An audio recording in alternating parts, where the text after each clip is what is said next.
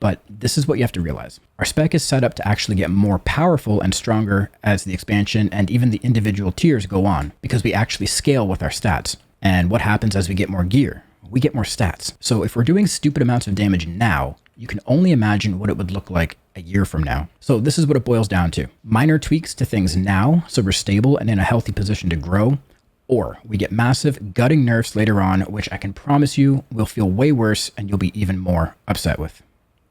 So HAVOC DH got some new changes today. Some buffs, some nerfs that are actually buffs, some buffs that look like nerfs, but we'll go over each change today. We'll look at the blue post and go over each thing step by step, and I'll explain to you what it all means.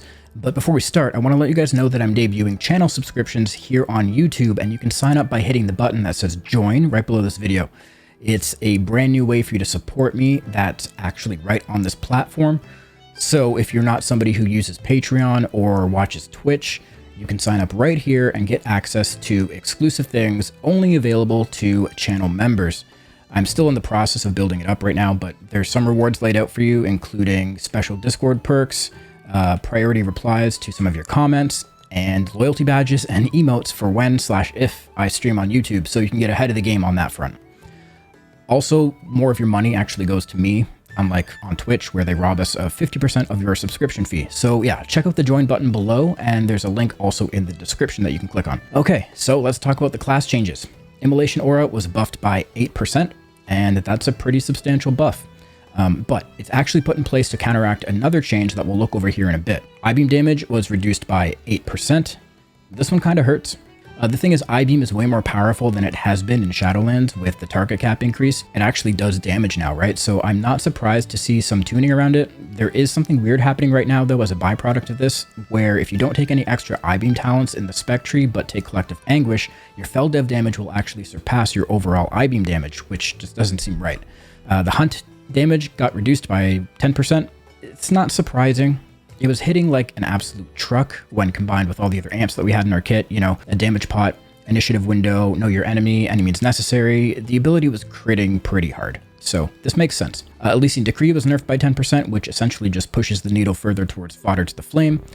As it stood, Elysian was good for like burst and padding damage, but fodder was better over the course of a fight and for a single target. Now things are just more in fodder's favor, but there will likely still be some moments where you'll want to use Elysian Decree for something. These next two defensive changes are extremely nice to get, and truthfully I'm surprised we got them, considering they just reduced our leech potential in the last tuning pass. But the problem this solves is that taking these talents and committing points to them actually feels worth it now. These were both very weird nodes that you might have needed to pass through to get to something else that just felt like a waste to pick up. The days of HAVOC being extra tanky are definitely not behind us, so this is great to see. Okay, now on to the HAVOC changes. Chaos Strike and Annihilation damage reduced by 10%. Again, this is just because these were actually doing stupid damage after some bug fixes. As we read through this, you'll notice that what they're trying to do is pull back on our single target damage and give us a boost in AOE. And let's be honest, we had enough of the single target niche in Season 3 and Season 4 of Shadowlands, so I'm happy to start doing some AoE instead. Okay, now this change here, this is big. Blade Dance and Death Sweep damage increased by 18%. Now don't get me wrong, I would have liked to see maybe a little bit more,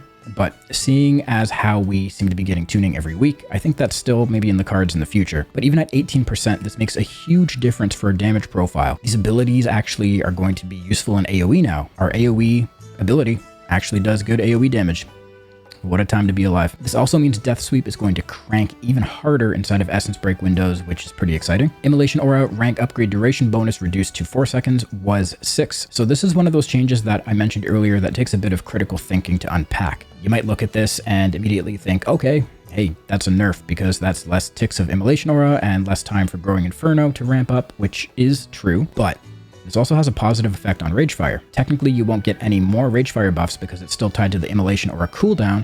You can only get as many Ragefires as you can cast Immolation Aura. But what it does mean is due to the decreased duration, meaning Immo Aura will drop off you sooner, it can actually result in the explosion of Ragefire actually happening at a time where it damages things. Plus with the straight 8% buff to Immolation Aura that we spoke about earlier, this means your Immolation Aura crits inside of your initiative window will be hitting harder, which means more damage banked into Ragefire. The Immolation aura changes, in theory, make us do a little less damage in really high keys, but realistically, we'll still be one of the better scaling classes in Mythic Plus. And on the flip side, these changes actually make us better in mid to high keys because our Ragefire explosions will be much easier to time and we'll actually be hitting things with it. Isolated Prey got tuned, I-beam damage bonus reduced to 25% from 30. Again, this is just part of the tuning towards making I-beam and some of our other things do a little less single target damage.